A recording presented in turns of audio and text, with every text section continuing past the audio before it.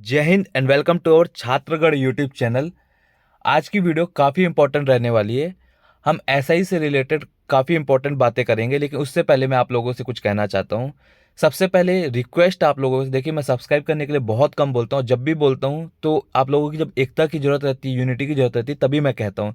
तो आप सभी से रिक्वेस्ट है कि चैनल को ज़्यादा से ज़्यादा लोग सब्सक्राइब करिए और इस वीडियो को जितना हो सके उतने ऐसे ग्रुप में डालिए जहाँ पे लोग किसी भी एग्जाम के लिए तैयारी कर रहे हो, खास करके हमारे छत्तीसगढ़ के एग्जाम की। रीजन बस इतना है कि अब आप लोगों की एकता की जरूरत है। आप लोगों से रिक्वेस्ट है मेरा, चाहे किसी भी एग्जाम की तैयारी कर रहे हो, CG Vyapam, PSC sub inspector या फिर हॉस्टल वार्डर आ रही किसी भी एग्जाम की तैयारी कर रहे हो, आप सभी से रिक्वेस्ट है। देखिए परेशान हर कोई है, एक कोई पर्टिकुलर एग्जाम का स्टूडेंट परेशान नहीं है। जिसकी वैकेंसी नहीं आ रही वो भी स्टूडेंट परेशान है, और जिसकी वैकेंसी आ चुकी है रुकी है वो भी परेशान है। तो आप लोग सबसे रिक्वेस्ट है मेरी, हर जिले में हर जिले में एक अपना खुद का ग्रुप बनाइए, चाहे जिसमें बना टेलीग्राम बनाना टेलीग्राम में। और आप लोग नहीं बना सकते तो हमारी खुद की टेलीग्राम चैनल है, मैं उसको पिन कर दूंगा कमेंट बॉक्स पे, आप उसमें से जाकर जुड़िए।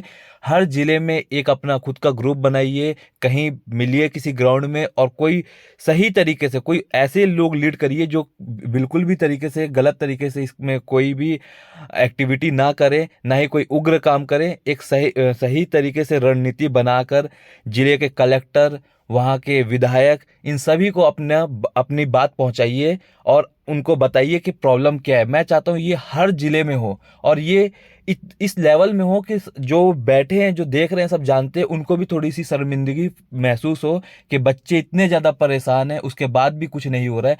तो आप लोगों से सबसे रिक्वेस्ट है कि मैक्सिमम से मैक्सिमम हमसे जुड़िए, ताकि हम भी कोई रणनीति बनाए तो उस रणनीति में हम अच्छे स्ट्रेंथ में काम कर सके। देखिए 1-2 हज़ार, 5 हज़ार, 10 हज़ार से कुछ नहीं होने वाला।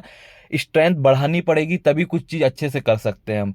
तो फिलहाल के लिए आप लोग ये कर सकते हैं कि आप लोग अपने अपने जिलेवार सब एक समिति जैसे बनाइए, उसमें कुछ भी आप लोग निर्णय लें सही तरीके से। मैं बस फिर से रिपीट करता हूँ कि किसी भी तरीके से उग्र काम नहीं करना है, ना तोड़ फोड़ करना है, ना कहीं जाके अभद्रता वाला काम करना है। सही तरीके से अपना ज्ञापन या अपनी आपकी जो भी मांग है उसको कलेक्टर को दीजिए, एसपी सर को दीजिए, और वहाँ के विधायक को दीजिए, ताकि उन तक ये बात पहुँच सके। और ये इतने बड़े लेवल में करिए हर जिले में। जब सब भी जिले में होंगे तो सबको दिखेगा भी कि हाँ, चीज़ें गलत हो रही है और बच्चे इससे बहुत ज़्यादा परेशान हैं। और मैं साथ में ये भी चाहता हूँ कि आप सभी मीडिया का भी इसमें सपोर्ट लीजिए। मीडिया का सपोर्ट इन द सेंस, जब भी आप कहीं पे जाके कैंडल मार्च कर रहे हैं या फिर कहीं पे भी काला फीता या किसी भी तरीके से आप प्रदर्शन कर रहे हैं, तो 3 से 4 अच्छे मीडिया वाले लोग को बुलाइए और उनको बोलिए कि न्यूज़पेपर में इस चीज़ को वो शेयर करें, क्योंकि न्यूज़पेपर के माध्यम से चीज़ें बहुत ज़्यादा फैलती हैं। ठीक है, आप लोगों को बता भी देता हूँ किस तरीके से करना है।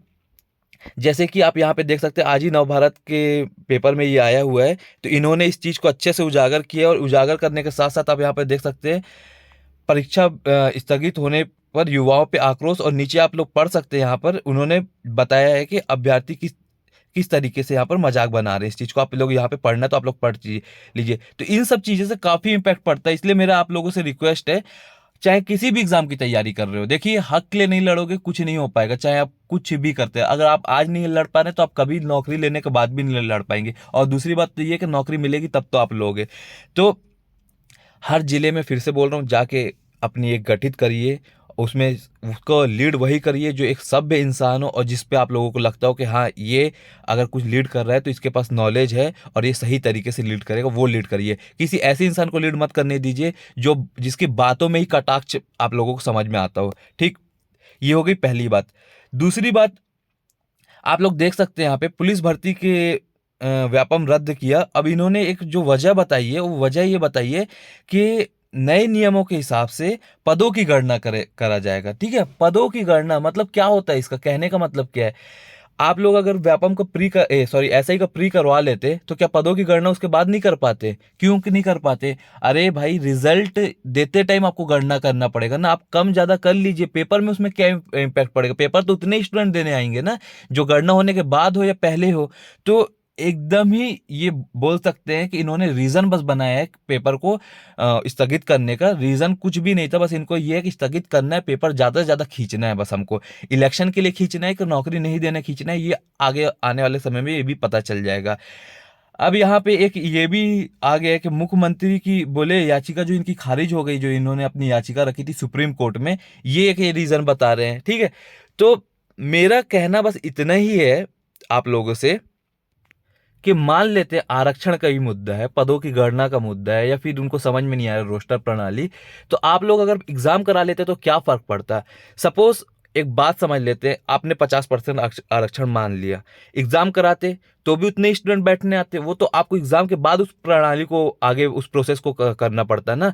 और अगर आप 80% का आरक्षण दे दे, 90% का आरक्षण, 100% का आरक्षण दे दे, तब भी वही स्टूडेंट बैठने आएंगे, उसी के हिसाब से आप प्रोसेस उसके बाद ही करेंगे। तो एग्जाम कंडक्ट कराने में आपको यहाँ पे क्या दिक्कत हो रही थी जो आपने सीधा स्थगित कर दिया, या तो आपके को कराने ही नहीं, आपकी मंशा ऐसी हो गई है कि जितना हो सके उतना खींचे, इलेक्शन आ जाए, इलेक्शन के एग्जाम के जस्ट पहले 1 या 2 प्रोसेस करा देंगे और पूरे के पूरे एग्जाम को हम रोक देंगे कि हमको चुनाव में जिताइए और वैकेंसी लीजिए, सॉरी कंप्लीट करेंगे वैकेंसी। तो मतलब यही देखने को समझ में आ रहा, हर वैकेंसी रुकी पड़ी है, ना सिर्फ सब इंस्पेक्टर की, आरआई की वैकेंसी रुकी पड़ी है, हॉस्टल वार्डन की वैकेंसी रुकी पड़ी है, आपकी एडीओ की वैकेंसी रुकी पड़ी है, फॉरेस्ट गार्ड की वैकेंसी रुकी पड़ी। कौन सी वैकेंसी, हर वैकेंसी को इनका ये है कि 2022 कंप्लीट हो जाए, 23 में हम नोटिफिकेशन लाएंगे, फिर 23 के 3-4 महीने बाद हम एग्जाम कराएंगे और उसका पूरा का पूरा प्रोसेस रोक देंगे।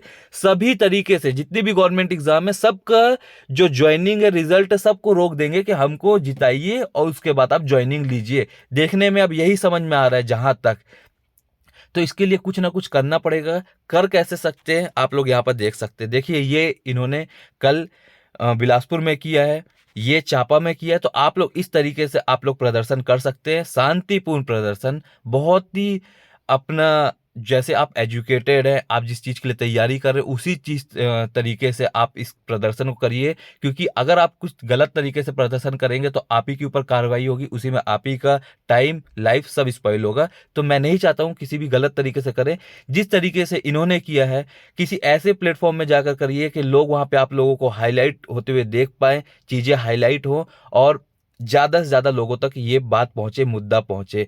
मैंने बता दिया तरीका आप लोगों को, तरीका यही है कि मीडिया का सहारा लीजिए, ज्यादा से ज्यादा हर जिले में ये करिए, और जितने भी बड़े अधिकारी या फिर बड़े राजनीतिक व्यक्ति है उनके पास अपनी बात ले जाकर पहुंचाइए, चाहे सांसद हो, चाहे विधायक हो, चाहे एसपी हो, चाहे कलेक्टर हो, उन तक जाइए, उनको भी थोड़ा सा मजबूर करिए इस चीज में सोचने के लिए कि हाँ वाकई गलत हो रहा है, कुछ ना कुछ तो इसके लिए सोचना पड़ेगा। जब हर जिले में ये बात उठेगी, मुद्दा उठेगा, तभी होगा। और बात मुद्दा उठाने के लिए इसीलिए मैं रिक्वेस्ट कर रहा हूं कि आप लोग चैनल से जुड़िए, वीडियो को ज्यादा से ज्यादा शेयर करिए। बहुत सारे स्टूडेंट रहते हैं जो करना चाहते हैं लेकिन एक गाइडलाइन नहीं मिलती है, कोई उनको बोलने के लिए नहीं रहता, तो वो कर नहीं पाते हैं। तो एक प्लेटफॉर्म बनाइए, एक ये प्लेटफॉर्म बनेगा तो लोगों तक ये बात भी पहुंचेगी। मिलते हैं हमारे नेक्स्ट वीडियो में। जय हिंद, जय भारत।